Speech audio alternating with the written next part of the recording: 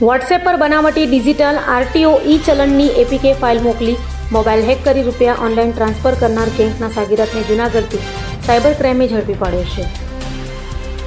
સુરતમાં રહેતા યુવાનને વોટ્સએપ પર બનાવટી ડિજિટલ આરટીઓ ઈ ચલણની એપીકે ફાઇલ મોકલી મોબાઈલ ફોન હેક કરી સુરતના ઇસમના મોબાઈલ થકી બેંક એકાઉન્ટમાંથી ઓનલાઈન રૂપિયા ટ્રાન્સફર કરાયા હોય, જે મામલે પોલીસ ફરિયાદ નોંધાયા બાદ સુરત પોલીસ કમિશનર અનુપમસિંહ ગેહલોત, સંયુક્ત પોલીસ કમિશનર ક્રાઇમ રાજેન્દ્ર વત્સ, નાયબ પોલીસ કમિશનર વિશાખા જૈન અને મદદનીશ પોલીસ કમિશનર એસ.સી. ડેનિયલ્સની સૂચનાને લઈ પીઆઈ એ.એમ. પરમારની ટીમે તપાસ હાથ ધરી થગાઈ ગેંગના સાગીરત બોધુ મામલત પલેઝાને જૂનાગઢથી ઝડપી પાડ્યો હતો. તો આરોપી હાલ પોસ્ટ ગ્રેજ્યુએટનો અભ્યાસ કરતો હોવાનું સામે આવ્યું છે. ગયા વર્ષમાં જ્યારે મ્યુલ અકાઉન્ટ ચાલતી હતી ત્યારે એક એપીકે ફાઇલનું ફ્રોડ દાખલ કરવામાં આવ્યો હતો સાયબર પોલીસ સ્ટેશનમાં, જેમાં ફરિયાદી સાથે 17,000 રૂપિયાની છેતરપિંડી થઈ હતી. આ ગુનાની તપાસ કરતાં અમે લોકોને ખબર પડી કે જે 17,000 છે એમની બિલ પેમેન્ટ કરવા માટે ઉપયોગ થયું છે, દુરુપયોગ કહેવાય શકે. અને એને ટેકનિકલ વર્કઆઉટ કરીને જૂનાગઢ ખાતેથી બોધુભાઈ પલીજા કરીને એક આરોપીને ધરપકડ કરવામાં આવ્યો છે.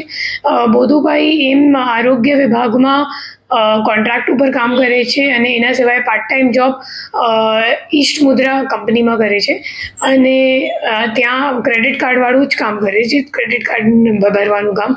એમની પાસે 2 ક્રેડિટ કાર્ડ છે, બેંક ઓફ બરોડા અને આઈસીઆઈસીઆઈ બેંકનું, અને બંનેમાં ફ્રીમાં બિલ પે કરવાની એમની જે નાસ્તો ફરતો આરોપી છે એમની સાથે સંકલન થઈને એમની પાસેથી ભરવામાં આવ્યું છે.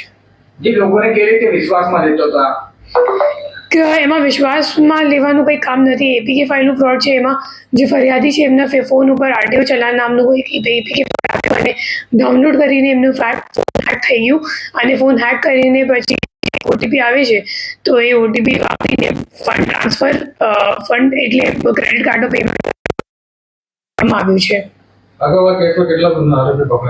આ પહેલું આરોપી છે અને ઓલમોસ્ટ રિકવરી પણ આના પાસેથી થઈ જશે. કેટલા સમયથી કામ કરતો હતો? આ ઘણા લાંબા સમયથી આ જ કામ કરે છે. 13 વર્ષથી આરોગ્ય વિભાગમાં છે અને ઈશ મુદ્રા કંપનીમાં લાંબા સમયથી કામ કરે છે.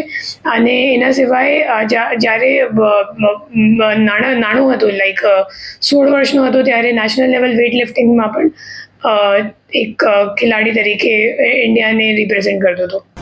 અભય થઈને નિષ્પક્ષતાથી નિરપેક્ષ રીતે વાસ્તવિકતાનો અરીસો રૂપી સચોટ માહિતી લાવતો સત્યની સાથે અભય ટાઈમ્સ.